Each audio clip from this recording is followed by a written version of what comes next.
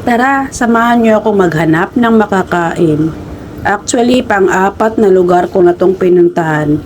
Pumunta na ako ng 3 restaurant pero hindi ko alam kung anong kakainin ko. Kaya sabi ko, pupunta na lang ako sa food court ng Yata.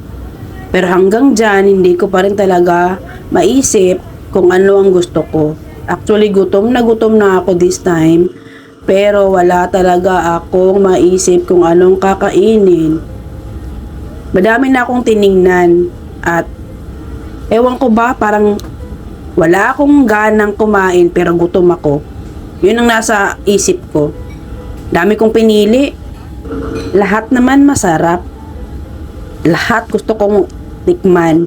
Kaso, ewan ko ba kung bakit that day, wala akong maisip kung ano talaga yung gusto kong kainin.